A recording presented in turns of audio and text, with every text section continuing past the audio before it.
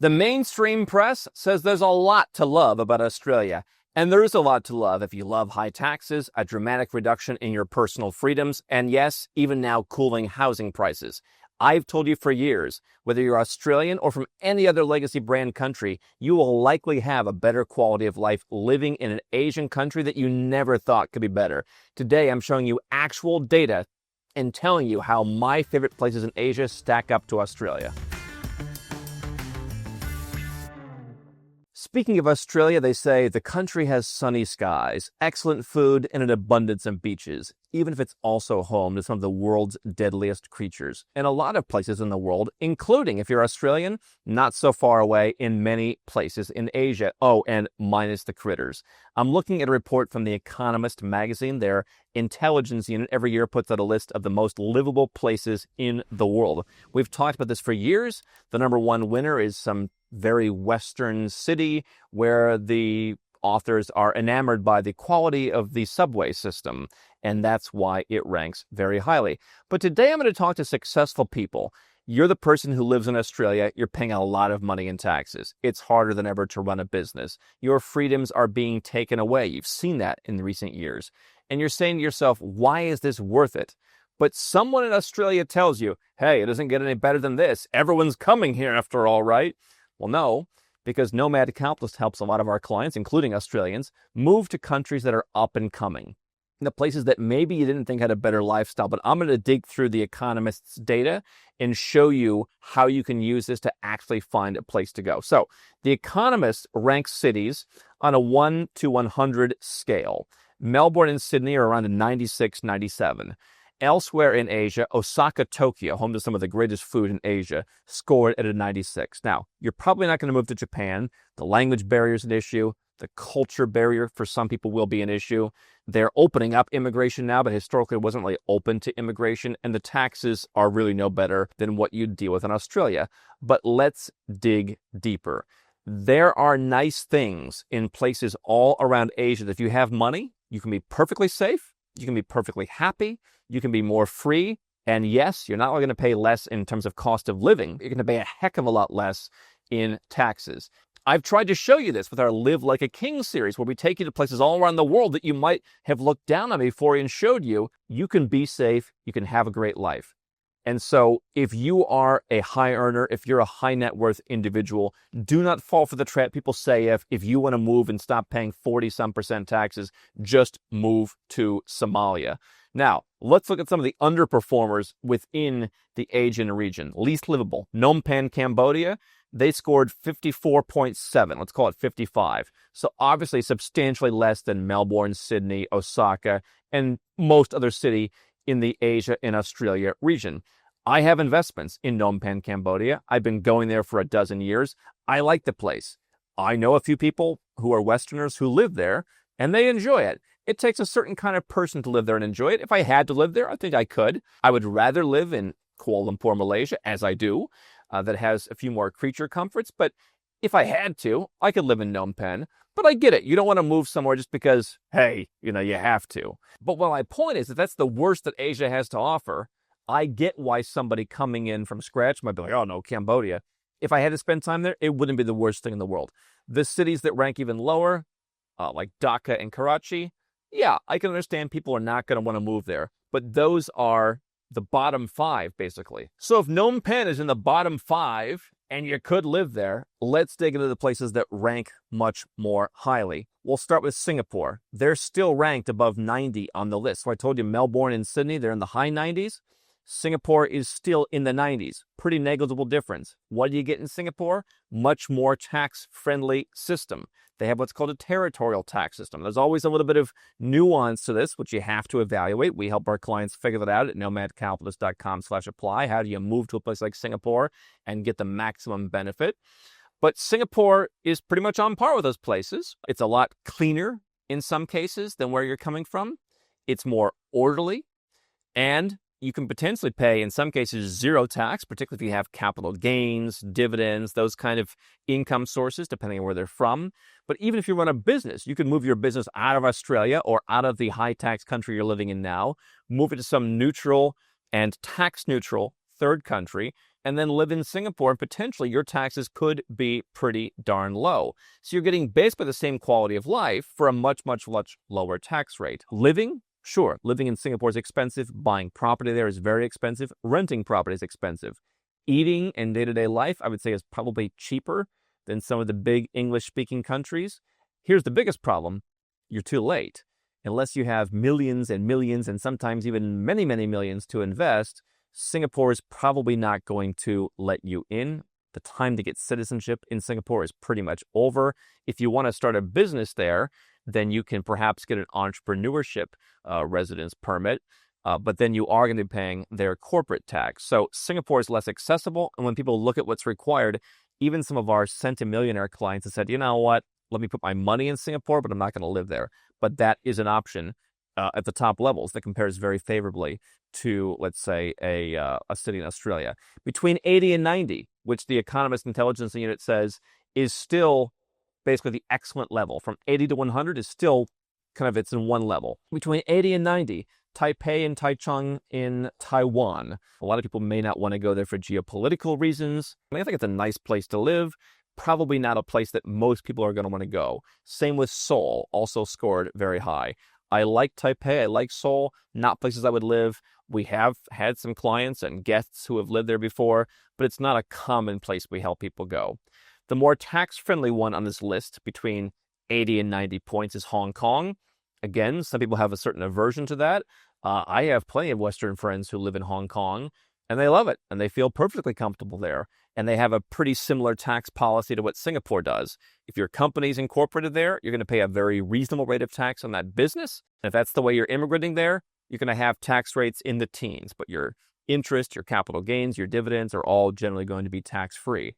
If you have your business somewhere else, not in Australia, but somewhere else that's tax-friendly, you could potentially live in Hong Kong and pay very little. If you're going to take that route of lowering your taxes as much as possible, you're going to make about a $4 million investment to get into Hong Kong through their recently revived capital investment scheme. So in Singapore and Hong Kong, kind of the top level tax-friendly places in Asia that compare with like Australia, you're looking at investing millions of dollars if you want to get in, or you're going to start a business and you're going to pay a bit more tax, but still a lot less than you pay somewhere else. So I still think Hong Kong's a livable place. Singapore is a bit more, I'd say, open, and the housing is a little bit nicer, perhaps. Of course, you could also go further afield in Asia. Abu Dhabi and Dubai are still part of Asia, and they ranked in that upper tier in the 80s. And so you could start your company there. You're looking at about 9% tax for most companies if you're going to live in the UAE. And so those are the top places in Asia. Singapore, Hong Kong, Dubai, Abu Dhabi. You're going to pay zero tax in some cases or very reasonable rates of tax in other cases. All potential substitutes for Australia. All places served nonstop by Australia. And obviously these places are not just for Australians, but they're closer to home for Australians. Now, let's go to the next level, between 70 and 80 points. This is not the absolute best in living, but it's, hey, everyday living's pretty good. Occasionally a little snag might come up. Is basically how they describe it.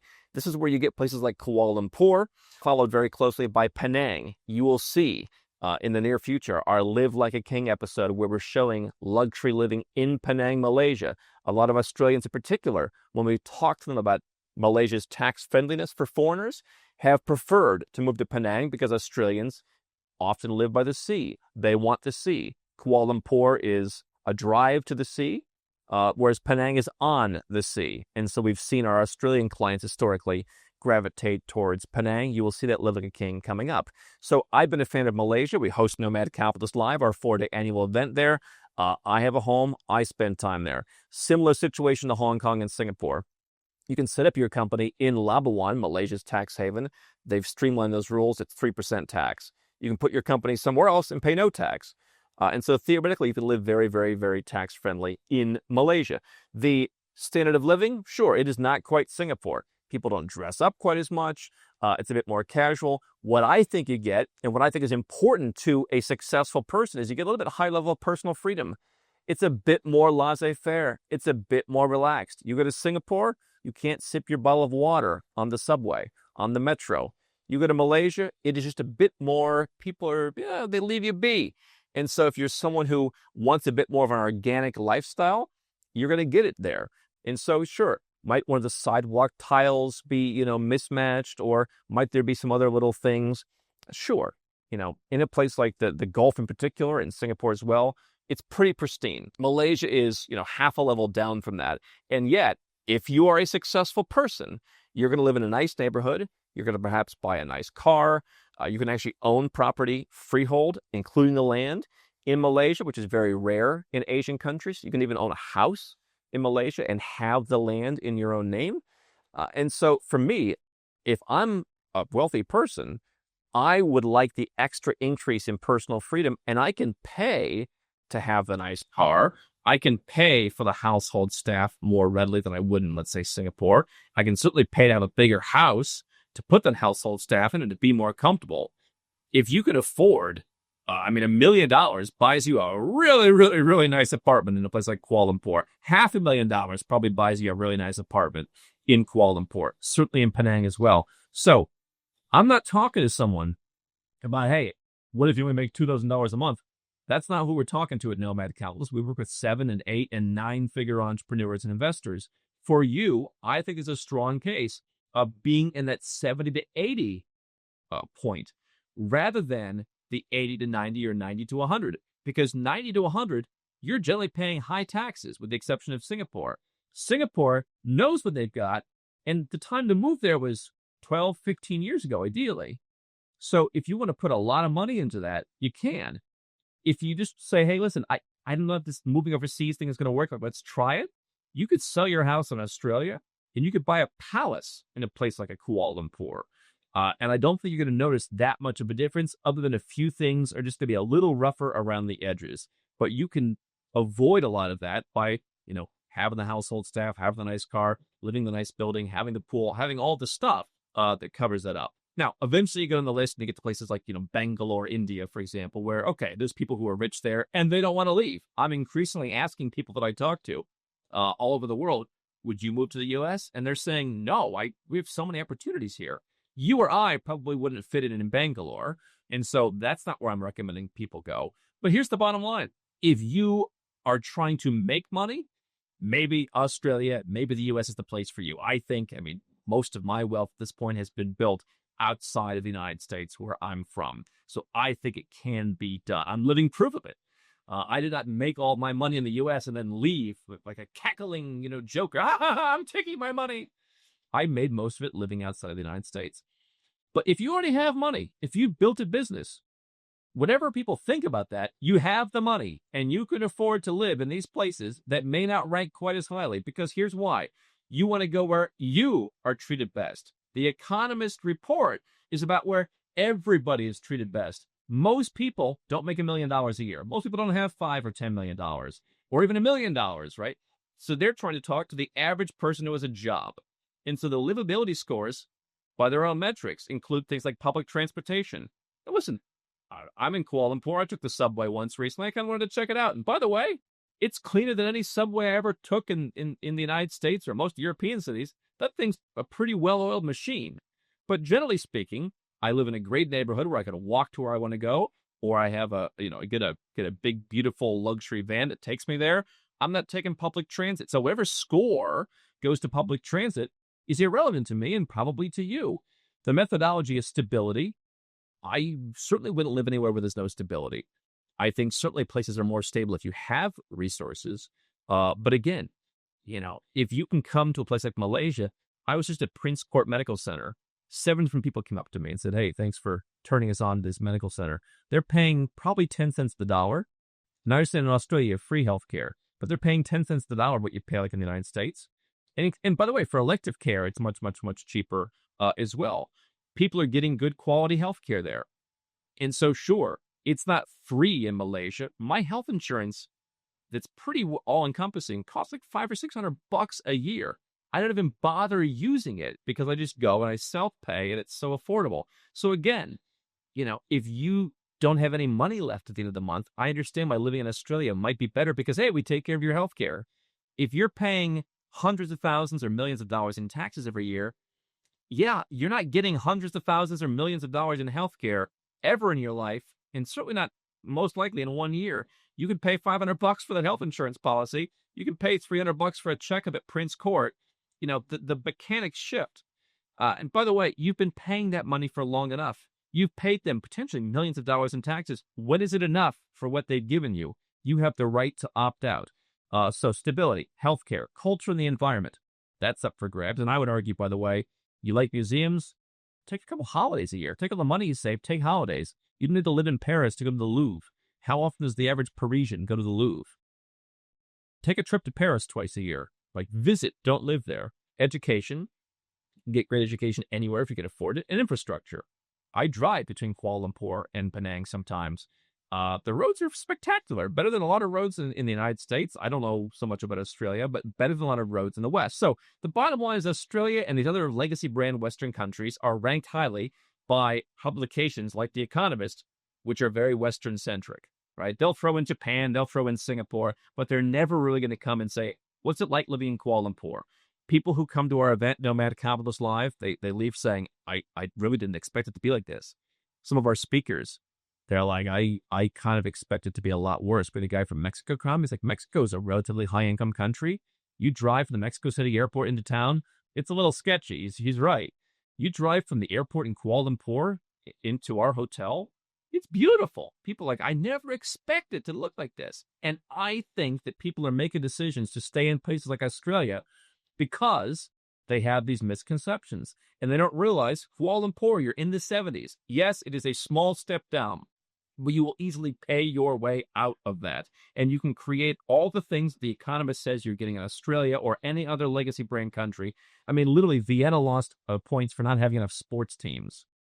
I can turn on my TV and watch sports from anywhere in the world I want. Like, you're going to live in a place because you want to have more sports teams. So Australia does not have the stuff that you, as a wealthy person, need. And by the way, we could even go down to Caracas. We've got a guy who works for us who lives in Caracas. He has some money. His family has some money. He's like, I wouldn't live in the U.S. I wouldn't live in Australia. I get everything I need here, and life is more free. Stuff is more affordable. He's not even a rich guy, but his family has, some money. If you're a successful business owner in Australia or any other legacy brand country, number one, you ought to come to Nomad Capitalist Live. Just experience it for yourself. We'll share with you 4 days of knowledge, networking with folks who are doing this stuff. We're have a lot more entertainment. That's part of the show as well. Make sure you watch our channel. We've got Live with King episodes coming up in Bali, Bangkok, Penang, and many other places that you can go. Many of these places that we're showing you that people often look down on are very tax-friendly, lower cost of living, all of that. So it's my mission to show you the places where you can go. The bottom line is, do you want to pay nearly 50% tax? Do you want to be treated like, oh, you're an employer? Oh, yeah, we're sick of you people. Do you want to live in a country that does that to you with 2 to 4 times the cost of living you can have in a place like Kuala Lumpur or Bangkok or anywhere else we talk about, to have better subways and an extra sports stadium? You're not getting your money's worth. And so if you want to go to our website, nomadcapitalist.com/apply, we'll show you how you can have a holistic plan of how do you get out of Australia legally, and you wind up your business there, you wind up your affairs, you bid your final goodbyes. Where do you move your company? That may be a different place than where you move. I'm not saying move your company to Malaysia. I'm not saying move your company to Singapore. Those might be places that you want to move. But, do you need to move your banking out of Australia? Where do you move that banking? Chances are, moving out of Australia, right now you got one country serving every role. You're going to want different countries playing a different role, whichever one they're best at. That's what we help our clients do. We can lower your taxes to as low as 0. You get a better asset protection plan. You get a better asset diversification plan with the whole multipolarity going on right now in the world and things shifting away from the West. Go to nomadcapitalist.com/apply if you are a 7, 8, or 9-figure entrepreneur or investor, and get help to the fact you're getting raked over the coals in a country like Australia, and you're not getting your money's worth. This is Bali.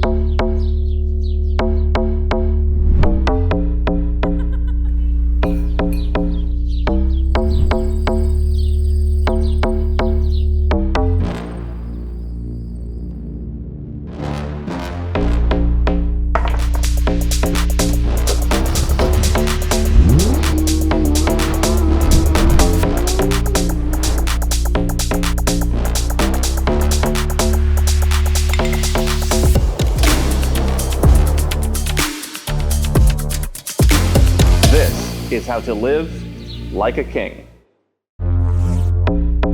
This is Bali.